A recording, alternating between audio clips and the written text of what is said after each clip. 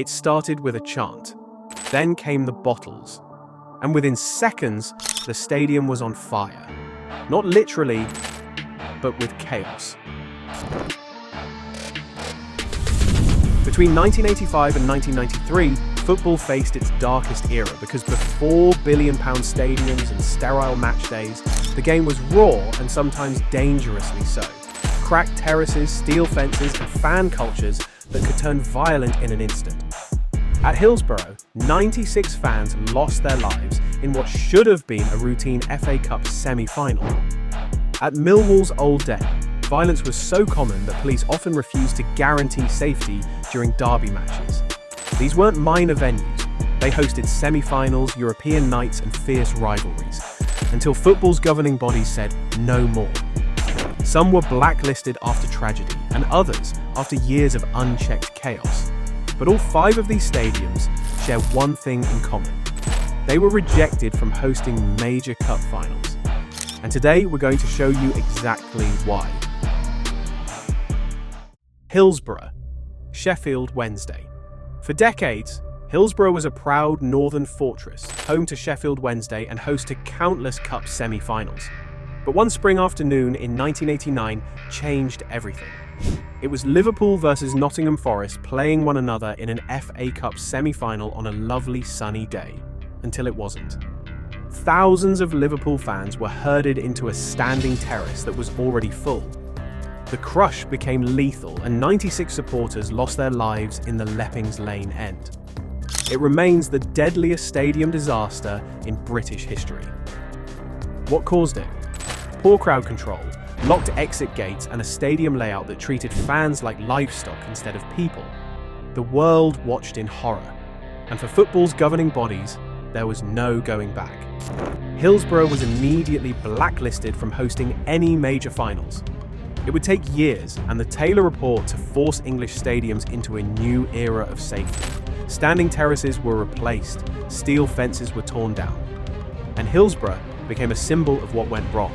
To this day, Hillsborough hasn't hosted another major final, and given what happened, it probably never will.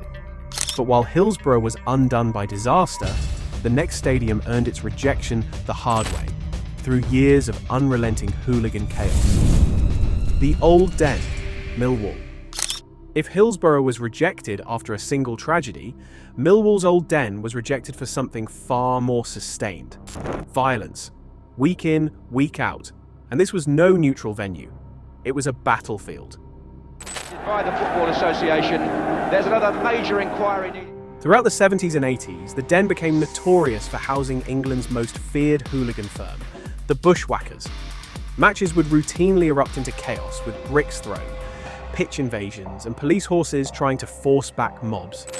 In 1985, an FA Cup against Luton Town descended into a full-scale riot, where not only hundreds were injured, but fans stormed the pitch.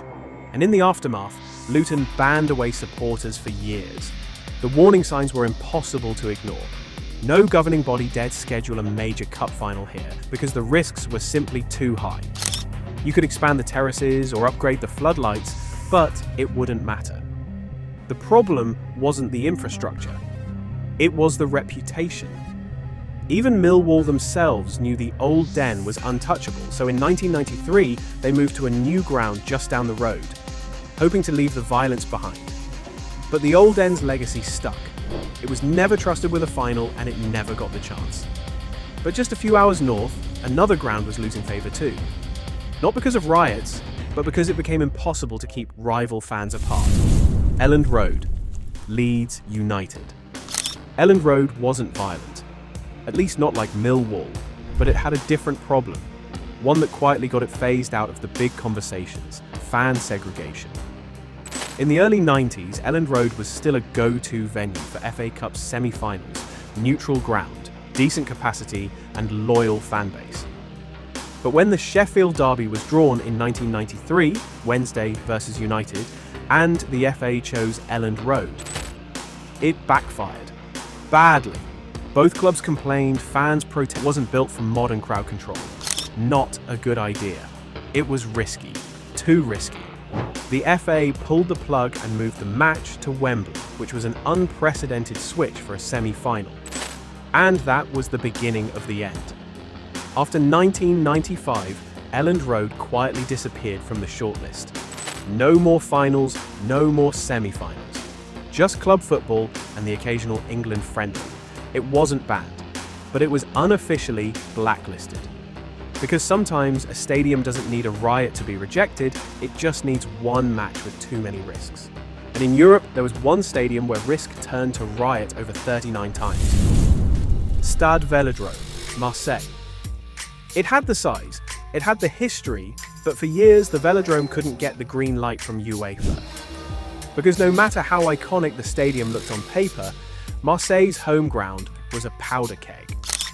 Throughout the 80s and 90s, OM supporters were infamous for their intensity and their volatility. Flares, fights, pitch invasions. And when Paris Saint-Germain came to town, forget it. Away fans were banned entirely. But it wasn't just the fans. The stadium itself was falling behind with old exposed stands, no roof, no modern security features. It didn't meet UEFA's evolving standards, not for a final. While Marseille hosted group stage matches and lower-tier fixtures, no European final was ever awarded here in that era. UEFA didn't say it publicly, but the message was clear. Fix the infrastructure. Tame the ultras. Then we'll talk, but it wasn't until a massive renovation in the 2010s with a full roof, upgraded seating, and modern barriers that the Velodrome finally joined the shortlist for top-level events. By then, it had been decades since its rejection. And while Marseille eventually modernized, one stadium never got the chance. Because the only way to fix it was to tear it down completely. Heysel Stadium, Brussels. The European Cup final was supposed to be a celebration with Liverpool versus Juventus. Two giants of the game, clashing for the biggest prize in club football. Instead, it became a tragedy that scarred football forever. On May 29, 1985, at Belgium's Heysel Stadium, the cracks weren't just metaphorical, they were literal. The stadium was crumbling, the fencing was fragile and the layout, a nightmare. The policing, outnumbered, unprepared, and overwhelmed. When Liverpool fans surged into a neutral section filled with Juventus supporters, panic spread, which resulted in a retaining wall collapsing and killing 39 people, mostly Italians. Hundreds more were injured, and UEFA let the match go ahead. But the world watched in horror. In the aftermath, English clubs were banned from Europe for 5 years. Liverpool got 6, and Heysel, done. No more finals. No more UEFA matches. The stadium was blacklisted and eventually demolished. Today, it's known as King Baudouin Stadium. New name, new structure. But the old one, it was erased. Not just from maps, but from trust. Because when a final ends in death, there are no second chances. From Sheffield to Brussels, these weren't just stadiums. They were flashpoints where the beautiful game nearly broke. Some were lost to disaster, whilst others to decades of unchecked chaos. But all 5 became cautionary tales, rejected by football's highest powers when it mattered most. And yet every one of them helped shape the future. Safer stands, smarter policing, better design. The pain led to progress.